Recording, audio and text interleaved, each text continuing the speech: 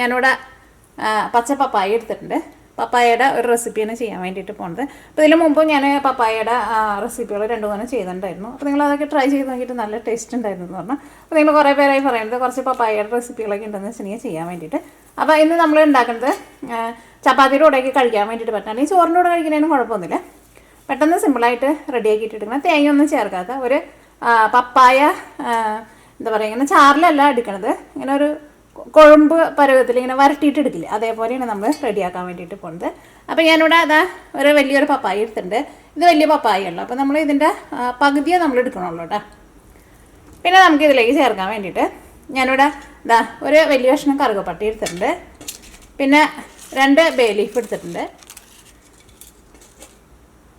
പിന്നെ 2 കാശ്മീരി മുളക്, നമ്മുടെ പിരിയമുളക്, ഇത് ഉണ്ടെന്ന് വെച്ചിട്ടുണ്ടെങ്കിൽ ചേർത്താൽ മതി.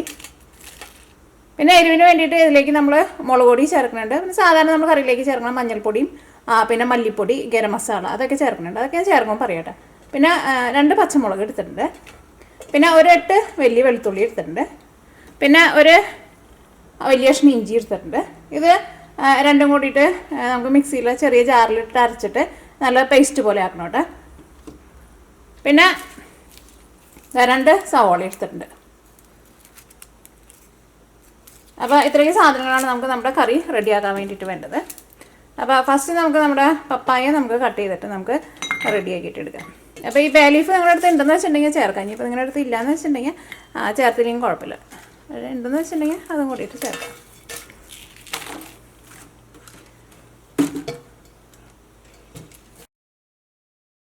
ഈ കഷ്ണം പപ്പായനെ എടുക്കുന്നത്. പിന്നെ പപ്പായ എടുക്കുമ്പോൾ മധുരമുള്ള പപ്പായ വെച്ചിട്ട് ചെയ്യണ്ട കേട്ടോ. അതേപോലെ നല്ല പച്ച പപ്പായ വെച്ചിട്ട് റെഡിയാക്കിയിട്ട് എടുക്കാം. പീലർ വെച്ചിട്ട് നമുക്ക് കട്ട് ചെയ്യാം. പീലർ വെച്ചിട്ട് പീൽ ചെയ്തിട്ട് എടുക്കാനാണ് എളുപ്പം. ഇങ്ങനെ പപ്പായൊക്കെ ആകുമ്പോൾ നമ്മുടെ എല്ലാവരുടെയും നാട്ടിലൊക്കെ മിക്കവാറും വീടുകളിൽ ഒന്നും ചെയ്യാണ്ട് വെറുതെ തന്നെ മുളച്ച് വരുന്ന ആളാണല്ലോ നമ്മുടെ പപ്പായ.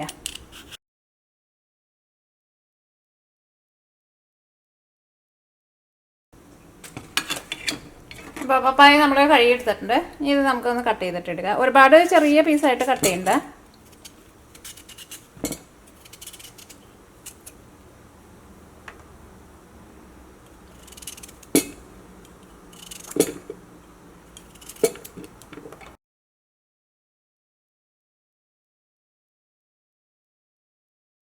ഇതൊക്കെ ആകുമ്പോൾ നമ്മുടെ വീട്ടിൽ എല്ലാവരും ഉള്ള സാധനങ്ങളൊക്കെ ആയിരിക്കും. നമുക്ക് കറി വയ്ക്കാനാണെങ്കിലും എളുപ്പമാണ്.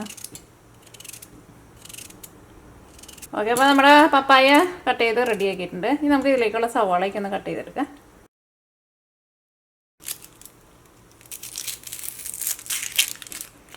അപ്പോൾ സവാള നമുക്ക് നല്ല പൊടിയായിട്ട് നമുക്ക് കട്ട് ചെയ്തിട്ട് എടുക്കാം. ഇഞ്ചിയും വെളുത്തുള്ളിയും നമുക്ക് മിക്സിയിലിട്ടിട്ട് നമുക്ക് ജിഞ്ചർ ഗാർലിക് പേസ്റ്റ് ഉണ്ടാക്കില്ലേ നമ്മൾ, അതേപോലെ നമുക്ക് റെഡിയാക്കിയിട്ടെടുക്കാം.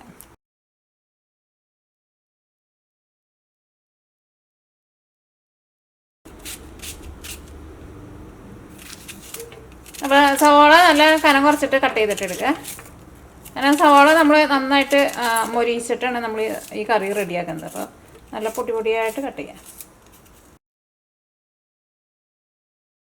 ഓക്കെ, അപ്പോൾ നമ്മൾ സവാള നമ്മൾ കട്ട് ചെയ്തെടുത്തിട്ടുണ്ട്. ഇനി നമുക്ക് ഇതിലേക്ക് നമുക്ക് തക്കാളിയും കൂടിയിട്ട് വേണം കേട്ടോ. ഒരു 2 വലിയ തക്കാളി വേണം. അപ്പോൾ ഇനി ഞാൻ ഇഞ്ചിയും വെളുത്തുള്ളിയും കൂടിയിട്ട് ഒന്ന് മിക്സിയിലിട്ടിട്ട് ഒന്ന് അരച്ചിട്ടെടുക്കട്ടെ. അപ്പോൾ നമ്മൾ ഇഞ്ചിയും വെളുത്തുള്ളിയും മിക്സിയിലിട്ടിട്ട് നമ്മൾ അരച്ചെടുത്തിട്ടുണ്ട്. ഇതിലേക്ക് നമുക്ക് 2 തക്കാളിയും കൂടിയിട്ട് വേണം. തക്കാളി നമുക്കൊന്ന് കട്ട് ചെയ്തിട്ട് വേണമെന്ന് നേരത്തെ കൂട്ടിയിട്ട് കട്ട് ചെയ്ത് വെച്ചോ, അല്ലെങ്കിൽ ഞാൻ ആ കറി വെക്കുന്ന സമയത്താണ് കട്ട് ചെയ്തിട്ട് ചേർക്കുന്നത്.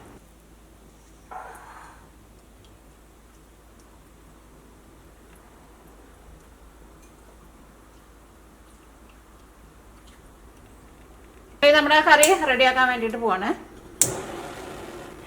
നമ്മുടെ ചൂടായ പാനിലേക്ക് നമുക്ക് ആവശ്യത്തിന് ഓയിൽ ഒഴിക്കുക. നിങ്ങൾക്ക് ഇഷ്ടമുള്ള ഓയിൽ റെഡിയാക്കിയിട്ട് എടുക്കുക. നമ്മുടെ ഓയിൽ നന്നായിട്ട് ചൂടായിട്ടുണ്ട്. ഫസ്റ്റ് നമ്മൾ പപ്പായ ഈ ചൂടായ ഓയിലിലേക്ക് ഇടാണ്. എന്നിട്ട് നമുക്ക് പപ്പായ ഫസ്റ്റ് നമുക്കൊന്ന് വാട്ടിയിടുക. നമ്മൾ ഇതിനു മുമ്പ് ഇതേപോലെ പപ്പായ വാട്ടിയെടുത്തിട്ട് നമ്മൾ വേറൊരു കറിയുടെ ഒരു റെസിപ്പി ചെയ്തിട്ടുണ്ടായിരുന്നു. അത് നിങ്ങൾ കുറേ പേരൊക്കെ ട്രൈ ചെയ്ത് നോക്കിയിട്ട് നല്ല ടേസ്റ്റ് ഉണ്ടായിരുന്നു പറഞ്ഞൊരു കറിയാണത്. അത് നമ്മൾ കറിയായിട്ടാണ് വെച്ചിട്ടുണ്ടായിരുന്നത്, ചാറിലാണ് വെച്ചിട്ടുണ്ടായിരുന്നത്. ഇത് നമ്മൾ കുറച്ചിങ്ങനെ ഡ്രൈ ആയിട്ട് റെഡിയാക്കിയിട്ട് എടുക്കണം. നമ്മുടെ പപ്പായ ഓയിലിൽ കിടന്നിട്ട് നന്നായിട്ടൊന്ന് വാടി വരണം. ഇങ്ങനെ എടുക്കുമ്പോൾ ഈ പപ്പായയുടെ ഉള്ളിലേക്ക് ഓയിലൊന്നും കുടിക്കൊന്നുമില്ല. ഈ പപ്പായ മുരിക്കാനൊന്നും നിൽക്കണ്ട കേട്ടോ. ഒന്ന് നന്നായിട്ടൊന്ന് സോഫ്റ്റായിട്ട് വരണം. നമുക്ക് ഒന്ന് നന്നായിട്ട് മിക്സ് ചെയ്ത് കഴിഞ്ഞിട്ട് നമുക്കൊരു മീഡിയം ഫ്ലെയിമിലൊന്ന് മൂടി വയ്ക്കാം.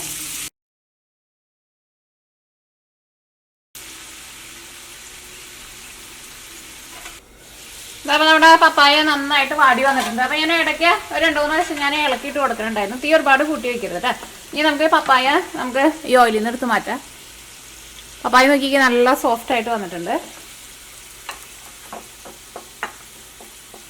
ആ ഓയിൽ അതിനകത്ത് കിടന്നോട്ടെ കേട്ടോ.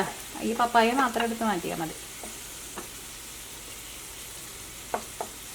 ഇങ്ങനെ ചെയ്യുമ്പോഴെന്നാലും ഈ പപ്പായയുടെ ഉള്ളിലേക്ക് ഒട്ടും ഓയിൽ പപ്പായ കുടിക്കില്ല കേട്ടോ.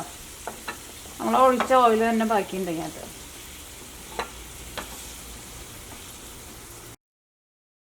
ഈ ചൂടായ ഓയിലേക്ക് ഫസ്റ്റ് നമുക്ക് കടുക് പൊട്ടിക്കാം. ഓരോന്നുള്ള ഉലുവയും കൂടിയിട്ട് ചേർക്കുന്നുണ്ട്. ഒരു 8-10 ഉലുവ ഉണ്ടാവും, അതിൽ കൂടുതൽ ഉലുവ ചേർക്കരുത് കേട്ടോ. അപ്പോൾ കടുക് പൊട്ടി ഉലുവ നന്നായിട്ടൊന്ന് മുരിഞ്ഞ് വരട്ടെ. അപ്പോൾ കടുക് പൊട്ടിയിട്ടുണ്ട്, ഉലുവ ഇരുന്നാലും നന്നായിട്ട് മുരിഞ്ഞ് വന്നിട്ടുണ്ട്. ഇനി ഇതിലേക്ക് നമ്മൾ 2 ബേ ലീഫ് എടുത്ത് വെച്ചിട്ടുണ്ടായില്ലേ, ബേ ലീഫ് ചേർക്കാണ്. അതേപോലെ തന്നെ നമ്മൾ എടുത്ത് വെച്ചിരുന്ന കറുകപ്പട്ട, പിന്നെ 2 പിരിയമുളക് വെച്ചിട്ടുണ്ടായിരുന്നില്ല. അപ്പോൾ ഇനി ഇതെല്ലാം നന്നായിട്ടൊന്ന് മൊരിയട്ടെ.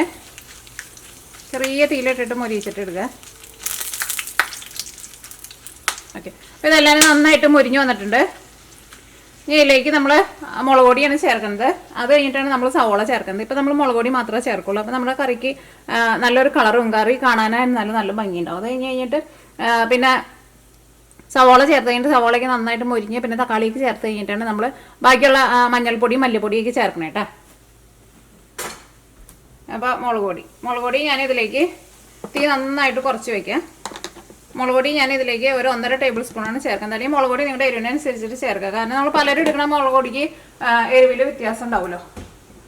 ഞാനിപ്പോൾ തീ ഓഫ് ചെയ്യാണ്, കാരണം എൻ്റെ ഓയിൽ നന്നായിട്ട് ചൂടായിട്ടാണ് ഇരിക്കുന്നത്. കാരണം അല്ലെങ്കിൽ നമ്മുടെ മുളക് പൊടി പെട്ടെന്നാണ്ട് കരിഞ്ഞു പോകട്ടെ. ഓയിൽ നല്ല ചൂടുണ്ടെന്ന് വെച്ചിട്ടുണ്ടെങ്കിൽ തീ ഓഫ് ചെയ്ത് കഴിഞ്ഞിട്ട് മാത്രം മുളക് പൊടി ചേർത്താൽ മതി. അല്ലെങ്കിൽ മുളക് പൊടി ഇട്ട ഒഴിക്കാൻ കരിഞ്ഞു പോഞ്ഞു പോകും. പിന്നെ നമ്മുടെ കറിക്ക് ഒരു കൈപ്രസ് ഉണ്ടാവും. കാരണം ഈ മുളക് പൊടി പെട്ടെന്ന് അങ്ങോട്ട് കരിയും. അപ്പോൾ അതുകൊണ്ട് തന്നെ ഞാൻ സാധാരണ കറികളൊക്കെ ഉണ്ടാക്കുമ്പോൾ ഫസ്റ്റ് മഞ്ഞൾപ്പൊടി ചേർക്കാണ്ട് നന്നായിട്ട് മുരിഞ്ഞ് കഴിഞ്ഞിട്ട് മല്ലിപ്പൊടി ചേർക്കും. സോറി, അത് കഴിഞ്ഞിട്ടാണ് നമ്മൾ തൊണ്ടയിൽ ആരാണ്ട് കയറി പിടിച്ചു. അത് കഴിഞ്ഞിട്ടാണ് ലാസ്റ്റ് നമ്മൾ മുളക് പൊടി ചേർക്കാറുള്ളത്. കാരണം അല്ലെങ്കിൽ ഈ മുളക് പൊടി കരിയും. അപ്പോൾ മഞ്ഞൾപ്പൊടി ശരിക്കും മുരിഞ്ഞിട്ടുണ്ടെന്ന് വെച്ചിട്ടുണ്ടെങ്കിൽ ഫസ്റ്റ് ഞാൻ ചേർക്കും. ഞാൻ പിന്നെ എൻ്റെ കറികളിലൊക്കെ സാധാരണ മഞ്ഞൾപ്പൊടി കുറച്ച് കൂടുതലും ചേർക്കാറുണ്ട്. ഇതാ, അപ്പോൾ നമ്മുടെ മുളക് പൊടി നോക്കിക്കുക നന്നായിട്ട് മുരിഞ്ഞ് ഉള്ള ഒരു കളർ കിട്ടിയിട്ടുണ്ട്. ഇതിലേക്ക് കറിവേപ്പില ചേർക്കാം. ഞാനിപ്പോൾ തീ ഓഫ് ചെയ്തേക്കാട്ടെ. ഇതിലേക്ക് നമുക്ക് സവോള ചേർക്കാം. സവോള ചേർത്ത് കഴിഞ്ഞിട്ട് നമുക്ക് തീ ഓണാക്കാം. അപ്പോൾ പിന്നെ സവോളയുടെ ഉള്ളിലുള്ള വെള്ളം കൊണ്ട് നമ്മുടെ പച്ചമുളക് നമുക്കൊന്ന് കട്ട് ചെയ്തിട്ട് കിട്ടും. പിന്നെ നമ്മുടെ മുളക് മൊരിഞ്ഞത് പിന്നെ കരിഞ്ഞു പോകില്ല. ഇനിയിപ്പോൾ നമ്മുടെ സവോളയുടെ ഉള്ളിൽ അത്യാവശ്യം നല്ല വെള്ളം ഉണ്ടല്ലോ. അപ്പോൾ അതുകൊണ്ട് തന്നെ നമ്മുടെ മുളക് പൊടിയൊന്നും ഇനി കരിഞ്ഞു പോകില്ല. ഇനി സവോള നന്നായിട്ടൊന്ന് വഴന്ന് വരണം.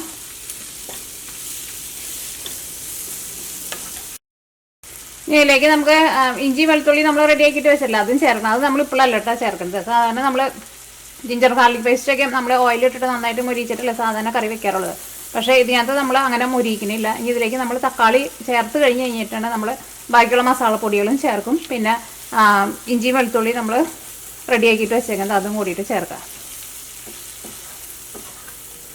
അപ്പോൾ നമ്മുടെ ഈ പപ്പായയുടെ ഉള്ളിലേക്ക് ഇഞ്ചിയുടെയും വെളുത്തുള്ളിയുടെയൊക്കെ ഒരു ടേസ്റ്റ് നന്നായിട്ട് അതിൻ്റെ ഉള്ളിലേക്ക് കിട്ടും. അപ്പോൾ അതൊരു നല്ലൊരു നമ്മുടെ കറിക്ക് നല്ലൊരു രുചിയായിരിക്കും അത്. പിന്നെ പപ്പായ ഓൾറെഡി നമ്മൾ വാട്ടിയെടുത്തിട്ടുണ്ടല്ലോ, അപ്പോൾ അതിന് ഒരു പച്ച ടേസ്റ്റ് ഉണ്ടാവില്ല. അപ്പോൾ അതിൻ്റെ ഉള്ളിലേക്ക് ഇഞ്ചിയുടെയും വെളുത്തുള്ളിയുടെയൊക്കെയും ആ ഫ്ലേവർ കൊണ്ട് കിട്ടുമ്പോൾ നല്ല സൂപ്പർ ടേസ്റ്റ് ആയിരിക്കും. അപ്പോൾ നമുക്ക് അത് മൊരിക്കണ്ട. പിന്നെ ഇത് ഒക്കെ മൊരിഞ്ഞ് വരാനുള്ള ആവശ്യത്തിനുള്ള വെളിച്ചെണ്ണ നിങ്ങൾ ഇതിനകത്ത് ഒഴിക്കണം കേട്ടോ. വെളിച്ചെണ്ണ അല്ലെങ്കിൽ നിങ്ങൾക്ക് ഇഷ്ടമുള്ള ഓയിൽ.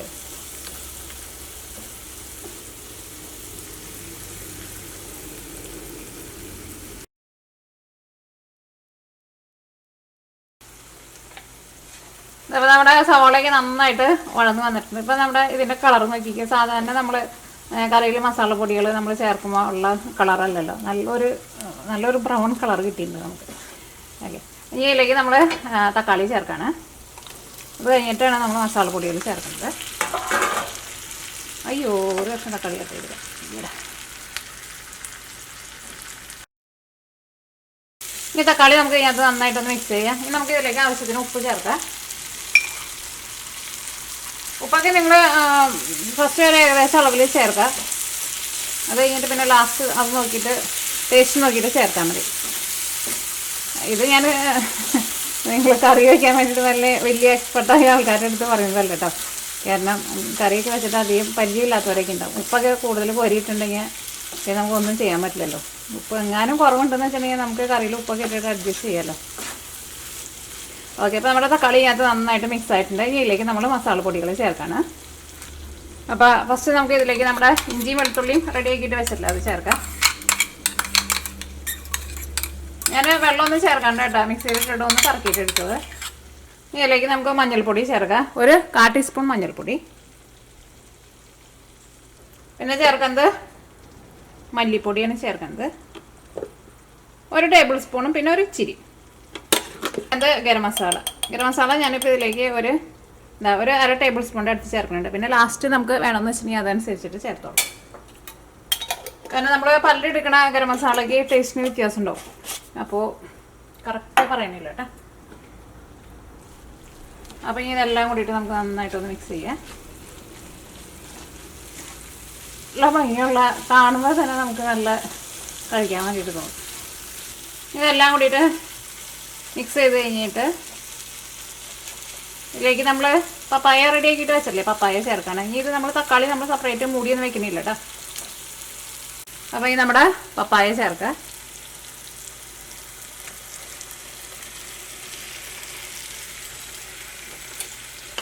ഇതിലേക്ക് നമുക്ക് കുറച്ച് വെള്ളം കൂടിയും ചേർക്കണം. വെള്ളം ചേർക്കുമ്പോൾ നല്ല തിളച്ച വെള്ളം ഒഴിക്കുക. പിന്നെ നിങ്ങൾക്ക് ഇതിലേക്ക് വേണമെന്ന് വെച്ചിട്ടുണ്ടെങ്കിൽ ഒരു കുഞ്ഞു കഷ്ണം ശർക്കര വേണമെന്ന് വെച്ചിട്ടുണ്ടെങ്കിൽ ഒരു ഇച്ചിരി ശർക്കരയും കൂടിയിട്ട് ചേർക്കാം.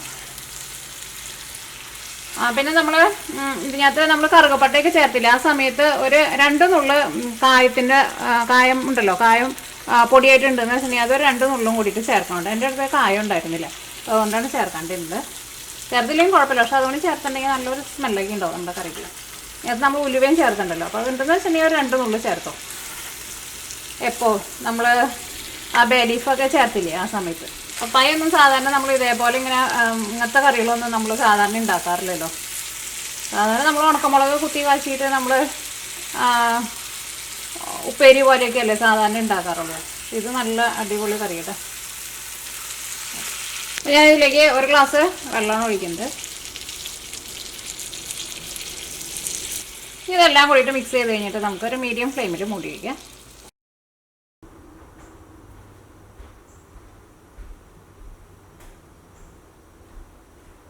അപ്പോൾ നമ്മൾ കറി ഇടയ്ക്ക് ഒന്ന് ഇളക്കിയിട്ട് കൊടുക്കണം. ഇനി കറിയിലേക്ക് ഞാനിവിടെ കുറച്ച് മല്ലിയില ചേർക്കുന്നുണ്ട്. നമുക്കൊരു 2 മിനിറ്റും കൂടി നമുക്കൊന്ന് മൂടി വയ്ക്കാം. അപ്പോൾ നമ്മുടെ പപ്പായ കറി റെഡി ആയിട്ടുണ്ട്. പപ്പായൊക്കെ വെന്ത് പപ്പായയുടെ ഉള്ളിലേക്കൊക്കെ മസാലയൊക്കെ ശരിക്കും നന്നായിട്ട് പിടിച്ചിട്ടുണ്ട്. നമ്മുടെ കറിയുടെ ഗ്രേവിയൊക്കെ ആയിരുന്നാൽ നല്ല കുറുകിയ ഗ്രേവി ആയിട്ട് വന്നിട്ടുണ്ട്. അപ്പോൾ ഈ നമുക്ക് തീ ഓഫ് ചെയ്യാം. അപ്പോൾ നമ്മുടെ ചോറിൻ്റെ കൂടെ അല്ലെങ്കിൽ ചപ്പാത്തിയുടെ കൂടെയൊക്കെ കഴിക്കാൻ വേണ്ടിയിട്ട് പറ്റിയ നല്ല സിമ്പിളായിട്ടുള്ള നമ്മുടെ പപ്പായ കറി റെഡി ആയിട്ടുണ്ട്.